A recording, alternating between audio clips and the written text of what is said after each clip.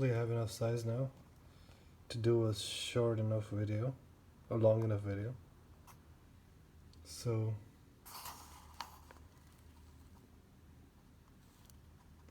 I have instead tried to examine aspects of propaganda very rarely treated to adapt a point of view, a perspective, an unorthodox view. I have sought to use a method that is neither abstract nor statistical, but occasionally relies on existing studies. The reader should know that he is not dealing with an encyclopedia of propaganda, but with a work that assumes his familiarity with its psychological foundations, techniques, and methods, and that endeavors to bring contemporary man a step closer to an awareness of propaganda, the very phenomena that conditions and regulates it. On the other hand, I have considered propaganda as a whole. It is usual to pass ethical judgments on its ends, judgments that then redound on propaganda considered as a means, such as.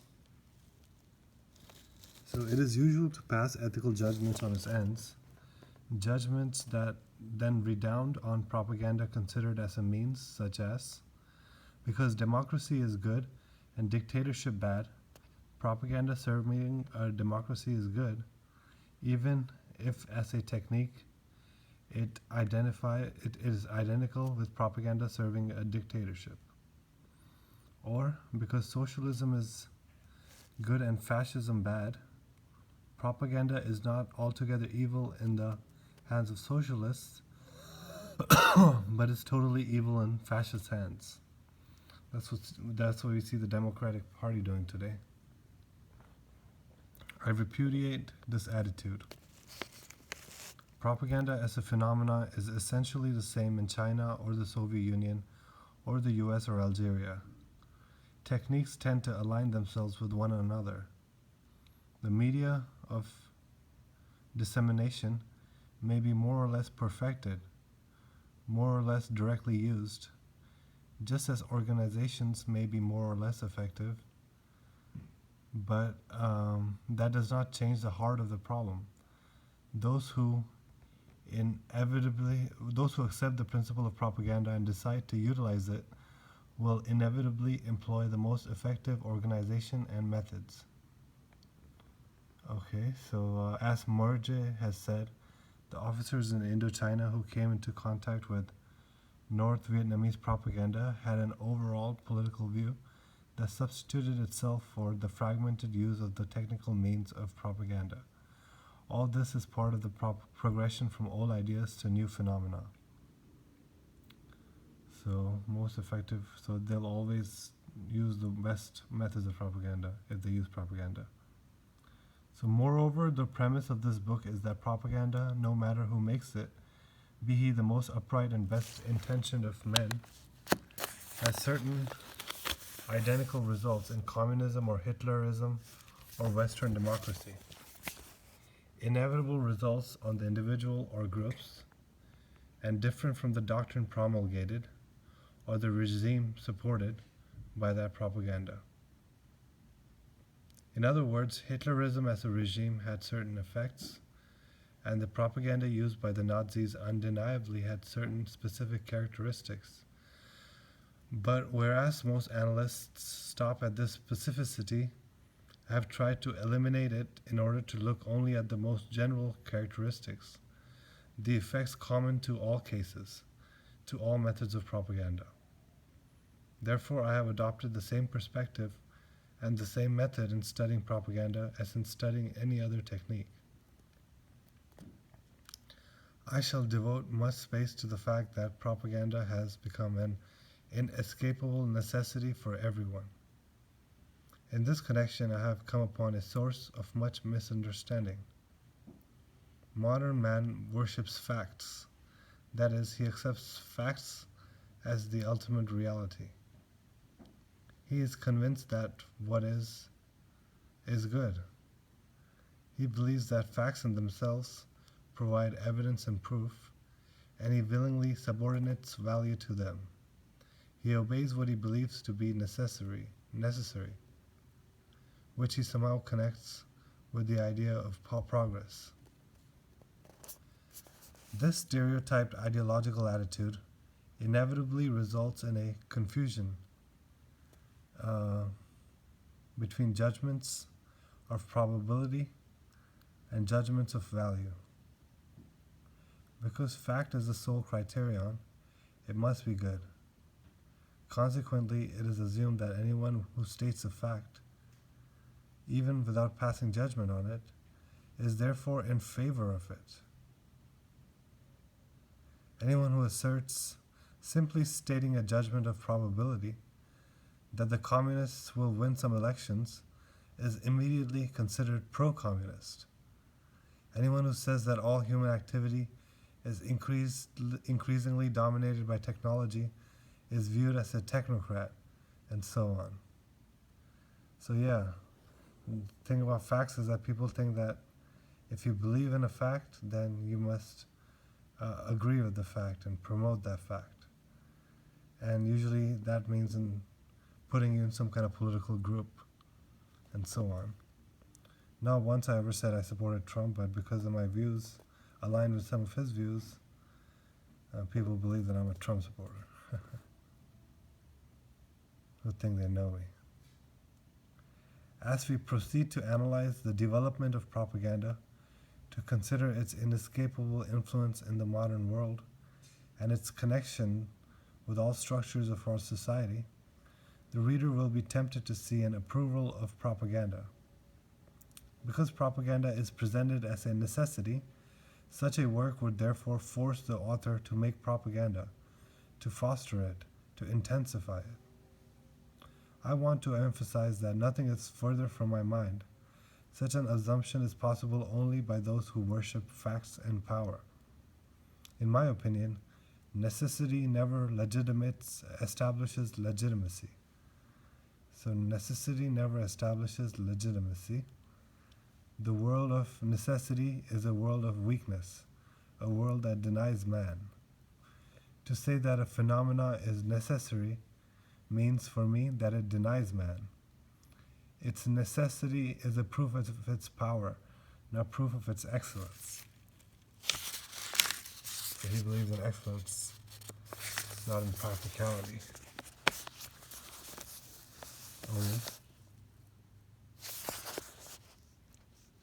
However, confronted by a necessity, man must become aware of it if he is to master it. As long as he denies the inevitability of a phenomena, as long as he avoids facing up to it, he will go astray. He will delude himself by submitting in fact to necessity while pretending that he is free in spite of it, and simply because he claims to be free. Only when he realizes his delusion will he experience the beginning of genuine freedom. In the act of realization itself, be it only from the effort to stand back and look squarely at the phenomena and reduce it to raw fact. So that's very true. When you deny something, you are deluding yourself.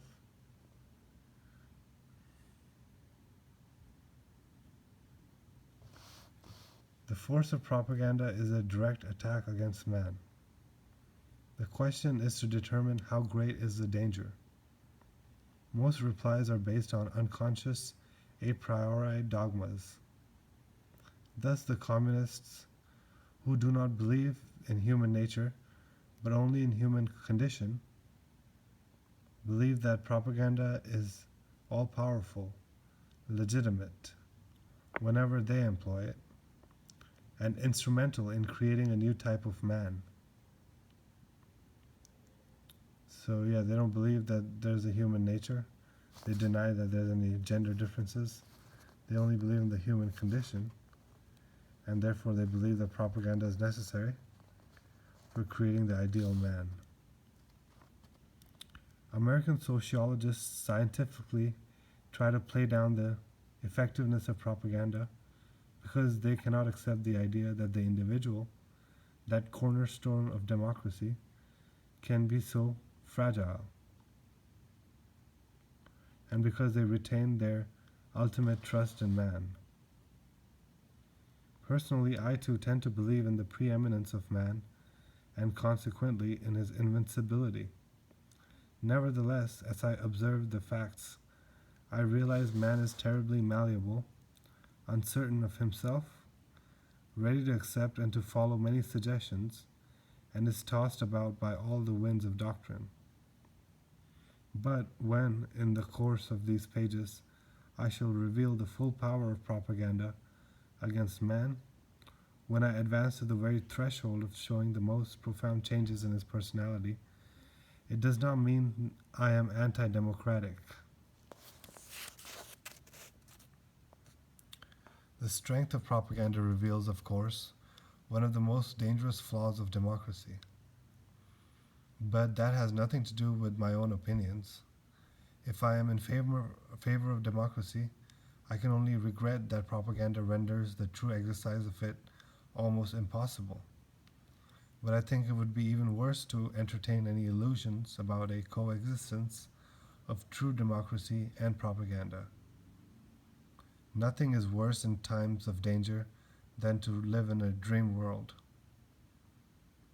To warn a political system of the menace hanging over it does not imply an attack against it, but is the greatest service one can render the system. The same goes for man. To warn him of his weakness is not to attempt to destroy him, but rather to encourage him to strengthen himself. I have no sympathy with the haughty aristocratic intellectual who judges from on high, believing himself invulnerable to the destructive forces of his time, and disdainfully considers the common people as cattle to be manipulated, to be molded by the action of propaganda in the most intimate aspects of their being. I insist that to give such warning is an act in the defense of man, that I am not judging propaganda with Olympian detachment, and that having suffered, felt, and analyzed the impact of the power of propaganda on myself, having been time and again, and still being, the object of propaganda, I want to speak on it as a menace which threatens the total personality.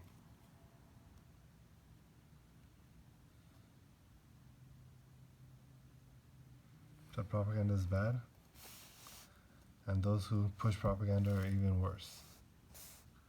In order to delineate the real dimensions of propaganda, we must always consider it within the context of civilization. I think it's a good place. Well, it's almost over. So very good things revealed here.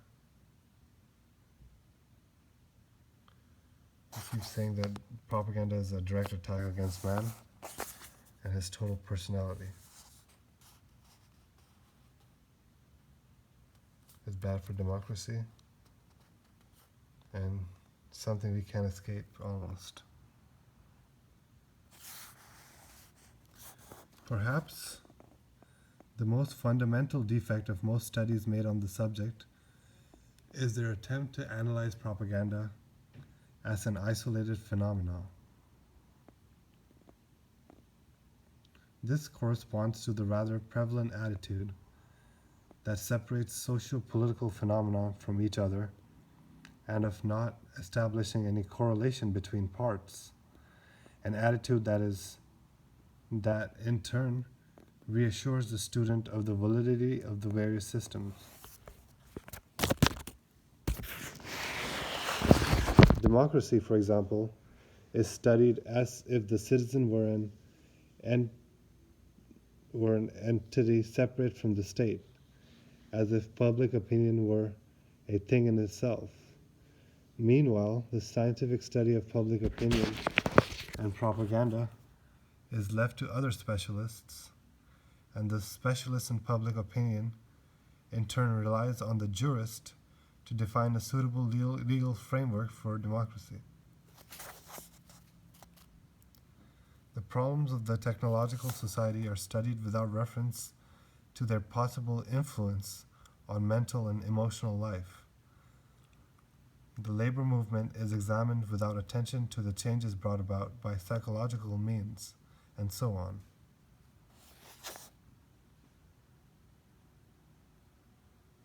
So people aren't connecting the dots, is what he's saying. Again, I want to emphasize that the study of propaganda must be conducted within the context of the technological society. Propaganda is called upon to solve problems created by technology, to play on maladjustments, and to integrate the individual into a technological world. Propaganda is a good deal less the political weapon of a regime than the effect of a technological society that embraces the entire man and tends to be a completely integrated society. So propaganda is less the political weapon than the effect of a technological society.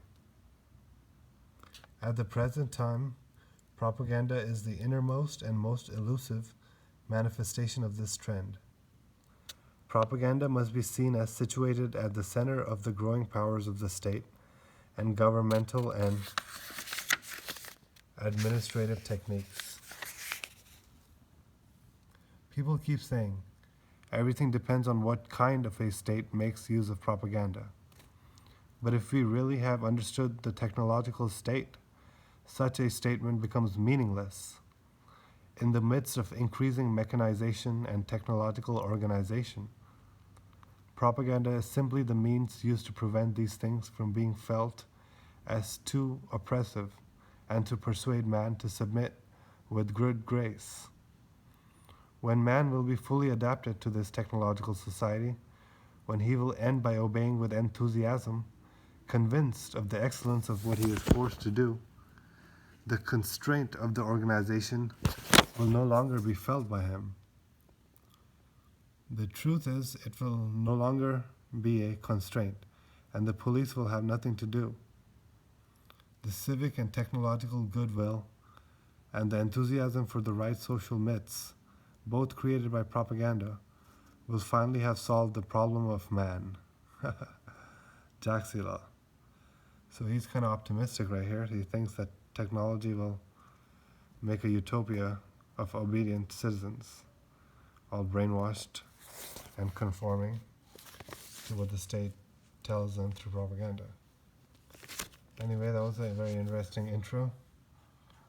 And next we have chapter 1,